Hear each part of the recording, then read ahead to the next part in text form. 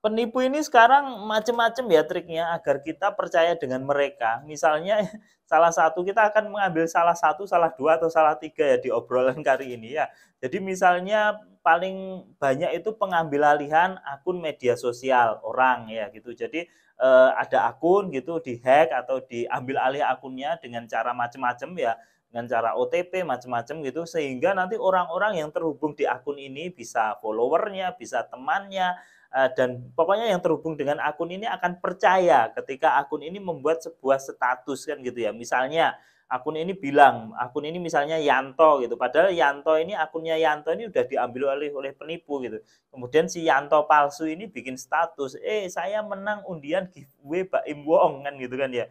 Nah, ini caranya mudah ternyata teman-teman, bagi yang berminat ini hubungi nomor teleponku nanti tak kasih tahu triknya, misalnya seperti lah orang-orang yang kenal dengan Yanto atau followernya Yanto atau friend-friendnya, saudara-saudaranya Yanto yang terhubung di media sosial ini tentu wah si Yanto dapat hadiah giveaway nih, terus tanya-tanya lah, oh gimana caranya, nanti dikasih link palsu sehingga orang-orang yang tanya yang percaya bahwa ini benar-benar si Yanto, ini beneran si Yanto, dan nanti kan akan terjebak sehingga ya udah bisa dikuras rekeningnya kan gitu. Ada pengurasan rekening melalui info-info kredensial, misalnya nomor telepon yang terhubung di m-banking, kemudian misalnya username, password, dan OTP gitu kan ya. Misalnya seperti itu bisa dikuras rekeningnya. Atau misalnya diminta untuk membayar biaya administrasi atau biaya pajak atau biaya notaris, kan percaya aja karena ini kan followernya si Yanto, kenal dengan si Yanto ini. Oh iya, katanya Yanto nggak apa-apa kok disuruh bayar pajak kan seperti itu. Jadi nggak tahu apakah karena kita yang polos, maksudnya korban yang polos ini, atau penimpunya yang terlampau pinter, aku juga nggak ngerti gitu loh. Ada lagi misalnya kita dimasukkan di grup Telegram gitu. Agar percaya gimana? Agar kita percaya gimana? Kita dimasukkan grup Telegram investasi gitu. Yang diisi itu isinya banyak member, padahal itu ya bot semua. Itu ya kawanan komplotan penipu ini semua kan gitu kan ya. Terus kita masuk dengan lugunya atau penipu dengan pinternya itu kemudian memberikan skema investasi yang menggiurkan. Misalnya investasi 1 juta itu bisa balik 3 juta dalam waktu 2 hari. Hebat sekali loh. Misalnya 5 juta nanti bisa jadi 15 juta dalam 3 hari ya, kayak kayak gitu lah. Kita kan yang penasaran gitu kemudian tanya sama orang-orang yang ada di grup member itu gitu loh, yang ada di grup Telegram itu misalnya, tanya, "Oh ini bener tak?" Nah, pastilah orang-orang di grup ini wong itu bot, wong itu teman-temannya penipu, itu komplotannya penipu, ya dia akan bilang, "Oh bener ini aku habis ditransfer, ini skema bisnis luar biasa loh." Terus kita telepon ke member satunya, ini bener dah aku mau invest nih, beneran dibayar nggak? Ya pasti aja mereka wong komplotan ya bilang, ini ya bener ini mau dibayar ini saya kemarin udah 3 kali misalnya seperti itu. Akhirnya apa? Kita yang lugu, kita yang mudah percaya, kita yang polos, maka ya udah uang masuk. Selanjutnya apa? Ya sudah, uang kita akan hilang kan gitu. Macam-macam deh. Intinya penipu itu membuat kita itu percaya, percaya dengan mereka. Lah cara cara untuk percaya yaitu tadi dengan menghack akun orang, atau kita dimasukkan di suatu grup atau kelompok gitu yang seolah-olah grup itu berhasil semuanya, seolah-olah di grup itu sukses semua padahal ya itu penipu semua isinya di grup itu kan gitu. Jadi kita itu harus waspada ya teman-teman ya. Jadi gimana ya, kita masih aja banyak orang itu masih gini, jadi pola pikirnya itu masih terlalu sangat-sangat lugu menurut saya. Bayangin aja kemarin tuh ada yang DM ke saya gitu, "Pak ini saya apa terkena penipuan?" Padahal saya udah tanya ke anggota grup dan anggota anggota grup itu benar-benar dibayar gitu. Nah, saya tapi kok nggak dibayar, apa adminnya lupa atau gimana Pak cara mengatasinya? Ya enggak, di grup itu ya isinya penipu semua, kamu aja yang ketipu gitu loh. Jadi di grup ya isinya komplotan. Kalau lu tanyain ya pasti mereka bilang, "Oh, ini dibayar. Oh, ini benar-benar membayar." Kan seperti itu. Jadi paradigma seperti mudah percaya itu di era digital seperti ini tuh sebaiknya udah dilupakan aja. Ada lagi modus sekarang. Modus sekarang itu yang lagi rame kan robot call. Jadi pakai robot mesin. Jadi seolah-olah ada telepon masuk gitu, nomor Anda akan diblok dalam 2 jam. Atau misalnya ada masuk gitu, nomor rekening Anda bermasalah dari Bank BRI, tekan 0 untuk melanjutkan bicara dengan customer service kami, atau ngaku dari pos. Kiriman Anda ditahan di kepolisian, tekan 0 untuk menghubungi customer service kami dan sebagainya. Lah kita kan yang asal gimana ya, kalau mudah percaya, bahkan saya hampir ketipu gitu loh, karena suaranya benar-benar real, kayak resmi banget. Dan ketika saya tekan angka gitu, yang menghubungi itu benar-benar customer service yang tata bahasanya rapi. Biasanya kalau penipu-penipu zaman dulu itu kan nggak terlatih ya, penipu sekarang itu terlatih banget gitu loh. Jadi robot call atau customer service palsu ini benar-benar kayaknya itu profesional, di training benar-benar. Jadi tata bahasanya itu sopan, kemudian suaranya itu lembut, cantik gitu ya suaranya itu. Suaranya kan lembut, cantik, tertata. Kita berasumsi ini terdidik gitu loh. Jadi benar-benar terstruktur gitu kata-katanya. Lah kita yang asal percaya aja ya gampang terjebak, tapi ya nanti kan banyak hal yang tidak masuk akal gitu loh. Misalnya ngaku dari pos tapi langsung bisa dihubungkan ke kantor polisi. Kemudian dari sistem itu tiba-tiba ada polisi yang telepon ke kita bahwa kiriman ini ilegal karena setelah di-scan dengan alat kantor pos di dalamnya ada kartu-kartu ATM. Seperti itu kan macam-macam. Jadi modusnya tuh macam-macam. Nggak tahu apakah mereka itu jenius banget nih, penipu itu jenius banget. Selalu menemukan cara-cara baru dalam menipu, bayangkan. Cara lama udah viral, cara lama itu sudah banyak yang tahu, dia menemukan cara baru lagi gitu loh. Termasuk penipuan file APK, bayangin. Jadi kita pernah dibahas ya di video-video saya yang kemarin-kemarin, ada penipuan file APK. Jadi dikirim lewat WhatsApp, modusnya macam-macam, misalnya modus undangan, misalnya modus apa ya, kurir kirim paket, atau misalnya dari PDAM di mana filenya itu APK. Ketika APK itu diklik, maka file itu akan terinstall, kemudian minta permission kita. Jika kita menyetujuinya, maka data-data di handphone kita itu bisa diambil penipu. Nah, penipu itu biasanya paling banyak menyasar data SMS, karena di data SMS ini ada OTP. Ya, jadi kalau ada SMS OTP masuk, ya penipu bisa mengakses kan gitu kan. Kemudian rame banyak edukasi, hati-hati file APK, hati-hati pokoknya kalau ngaku dari manapun dikasih file APK jangan diklik gitu kan, banyak ya edukasi seperti itu. Sekarang nyamar lagi gitu loh, filenya gak .apk, .pdf, gak pusing kalian. Jadi filenya .pdf, meskipun kalau file PDF kan kalau di WA kan harusnya ada preview. Lah ini nggak ada preview tapi ekstensinya PDF. Besok penipu bisa aja ekstensinya JPG atau ekstensinya DOC dan lain-lain. Dia pusing, makanya semakin hari penipu ini semakin luar biasa akalnya. Luar biasa lah. Kita itu ya kalau menurut saya literasi kita itu masih kurang. Jadi tingkat pendidikan kita dibandingkan dengan kemajuan teknologi ini udah timpang gitu loh, timpang, nggak ada ininya ya. Jadi teknologinya terlalu cepat, tidak diimbangi dengan tingkat pendidikan, sehingga ya banyak orang yang tertipu. Bahkan penipuan yang paling sederhana sing saya bikin kekel banget ya, itu penipuan Ida Dayak. Lah ini kemarin itu banyak kan di berita, di Semarang puluhan orang, di Mataram puluhan orang, Surabaya puluhan orang tertipu gitu loh. Hanya karena mereka tuh pengen berobat ke Ida Dayak, terus kemudian tiba-tiba disebar lewat WA oleh para penipu itu bahwa Ida Dayak mau ke Semarang tanggal sekian, atau mau ke Surabaya, mau ke Mataram tanggal sekian. Akhirnya untuk info lengkap hubungi WA ini, akhirnya banyak banget yang menghubungi itu nomor WA itu gitu loh. Pas dihubungi ujung-ujungnya motifnya apa? Meminta biaya administrasi 250.000, ya bayangin, administrasi 250.000. Ya ternyata banyak juga korbannya gitu loh. Korbannya banyak banget, bahkan di Mataram kalau nggak salah 40 orang yang melapor ya, yang melapor.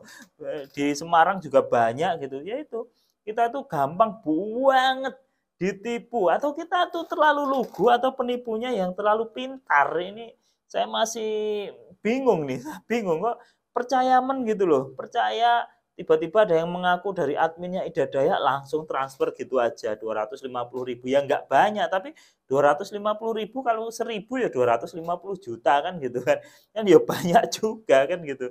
Nah itu kan bisa jadi operasionalnya ini juga misalnya mengaku di Surabaya Ida Dayak mau di sini ya penipu-penipu ini kan bisa jadi nggak di situ juga jadi di satu tempat dia nyebar jaring gitu oh ini ngaku di Semarang ini ngaku di sini kan bisa aja jadi gitu. Belum lagi data-data kita itu kan sudah bocor kemana-mana ya. Kalau kita ngikuti channel ini kan kita udah bahas kemarin data BPJS ada berapa ratus ribu itu yang bocor. Kemudian data Kemensos bocor juga. Bahkan data pengguna IndiHome juga sempat bocor dan yang data apa itu registrasi SIM card 1,3 miliar data registrasi SIM card bocor.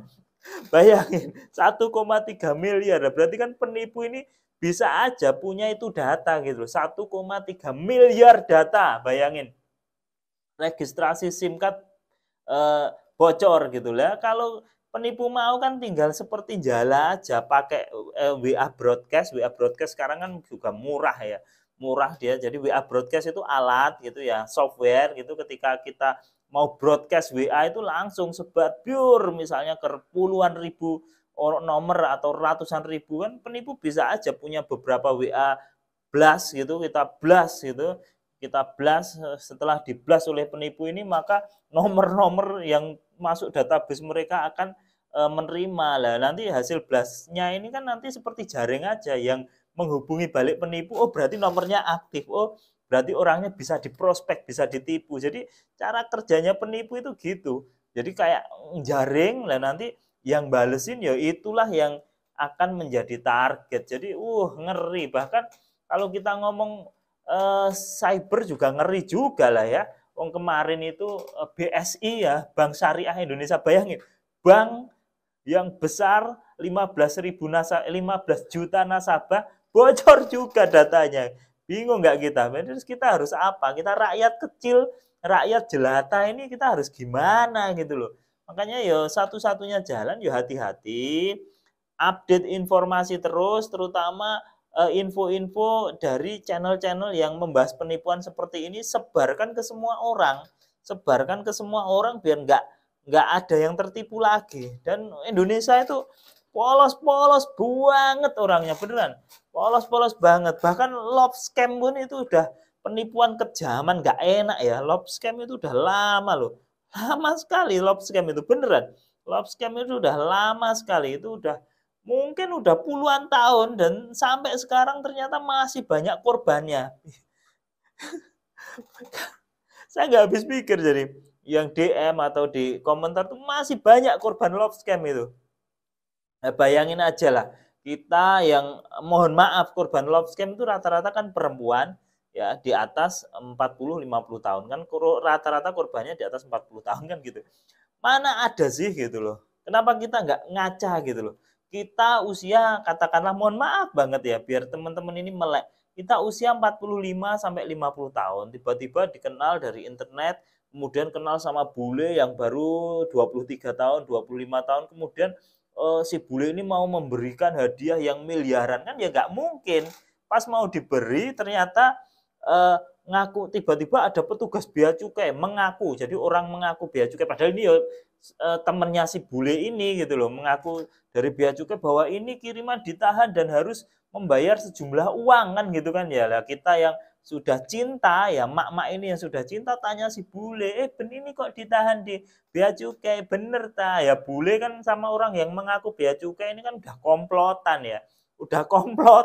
ya sudah dibilang iya bayar aja tenang aja Hani gitu loh tenang aja sayang gitu di dalam itu ada uangnya kok di dalam ada uang jadi nggak usah khawatir nanti kalau kiriman datang di situ ada berlian sama uang nah kok yuk percaya gitu dan banyak bahkan kemarin ada yang berapa kemarin ya 63 juta atau berapa aduh saya nggak habis pikir loh beneran saya nggak habis pikir kenapa kok segampang itu kita itu dibodohi gitu loh segampang itu kita dibodohi ya banyak juga sih sebenarnya contoh-contoh kecil yang sebenarnya itu kentara banget penipuannya tapi kita kok masih aja ada yang kena penipuan kurir ya, mengaku kurir, misalnya kita beli barang online, tiba-tiba ada kurir, oh ini harus bayar asuransi paket. Orang barangnya cuma 1 juta, asuransinya 300.000 kan juga masuk akal. Di Indonesia itu rata-rata ekspedisi ya asuransinya itu 0,2 sampai 0,4%. Itu rata-rata gitu. JNT, JNE itu biasanya 0,2%. Nah, bayangin kalau 1 juta 0,2% itu ya cuman berapa nih? 20.000. 20.000 itu 1 juta 2.000 ya. 2.000 bayangin. 1 juta itu asuransinya ya cuma 2.000 ya. 20.000 1%, ya 2.000 aja. Bayangin. 1 juta itu kalau ada biaya asuransinya ya 2.000 tok. Lah mau 1 juta minta 300.000 kok piye ngono loh. Dan banyak orang yang percaya. Gara-garanya apa? Mereka belinya misalnya motor NMAX harga 10 juta misalnya. NMAX 10 juta. Nah, NMAX kok 10 juta kok ya ada yang kena beneran loh ini. Beneran ada yang komen itu kena modus penipuan COD motor NMAX harga 10 juta. Lu pikir deh, NMAX 10 juta. Percaya apa enggak? NMAX 10 juta. Lah percaya apa enggak ya? Ya, ujung-ujungnya apa? Nanti minta biaya asuransi sebesar 2 juta. Kalau 10 juta ya, teman-teman asuransinya itu ya kalau 2% itu ya sekitar 20.000 ya. 20.000, 0,2%. Jadi kalau 2%-nya itu 10 juta itu 2.200, 0,2%-nya 20.000 ya, 20.000. Jadi 10 juta itu biaya asuransinya cuma 20.000. Lalu dipintain 2 juta, 3 juta kok ya mau gitu loh. Makanya aduh tiap hari ada aja, bener loh, saya di YouTube, di TikTok itu tiap hari ada aja korbannya itu yang curhat, yang apa komentar, kadang beberapa DM itu ada aja.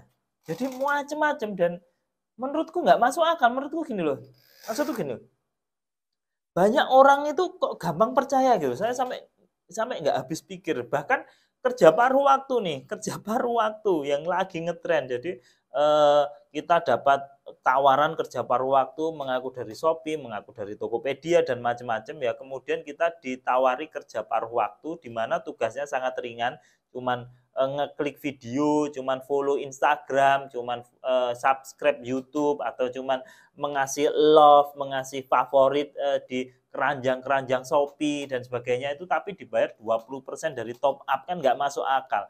Nggak masuk akal kok ya sih ada banyak, bahkan ada dua yang kalau di komen saya itu paling besar 200 juta, tapi ada di berita nasional di Yogyakarta itu kasusnya sampai 600 juta. Jadi sampai tertipu kerja paruh waktu 600 juta. Dan anehnya masih banyak yang tanya, "Bang, gimana nih cara ngambil uangku? Ngendap di dalam nih, tapi aku kehabisan uang, minta triknya dong." Itu jelas-jelas terus kena penipuan tapi menyalahkan diri sendiri gitu loh.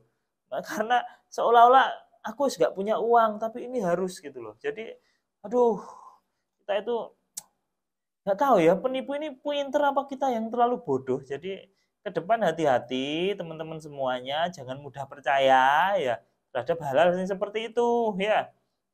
Nggak usah percaya, nggak ada uang instan gitu loh. Pokoknya investasi lah, kerja paruh waktu lah, atau apapun gitu. Kalau returnnya itu sangat tinggi, udah nggak masuk akal gitu loh. Udah nggak masuk akal. Kenapa misalnya kerja paruh waktu, kenapa nggak mereka itu merekrut aja pegawai si penipu ini kalau emang kerja paruh waktu ini benar-benar menghasilkan 20%, mereka udah kaya. Bayangin sehari 20% itu dalam waktu seminggu sudah berapa gitu loh. Sehari bahkan bisa top up beberapa kali. Jadi kalau mikirnya tuh aduh gimana ya, kan nggak masuk akal gitu loh. Jadi mulai sekarang udah gini aja wis, jangan mudah percaya pada siapapun yang ada di dunia online. Ya, harus cek dan recheck, harus pinter, harus pakai logika. Jadi itu aja dulu ya, wis capek aku ngomongnya, capek itu aja. Mudah-mudahan kedepannya nggak ada lagi tipu-tipu seperti ini biar udahlah kita nabung susah-susah kok malah hilang gitu. Kita tuh nabung, teman-teman tuh kan nabung susah-susah setahun, 2 tahun, 3 tahun, ada yang 5 tahun cuma ditipu dalam sehari gitu kan nyesek di hati itu ya. Mudah-mudahan nggak tertipu lagi teman-teman kita ini dan sebarkan video-video ikuti channel-channel tentang penipuan ini biar kita semua selamat. Selamat dunia akhirat. Mungkin itu aja. Assalamualaikum warahmatullahi wabarakatuh.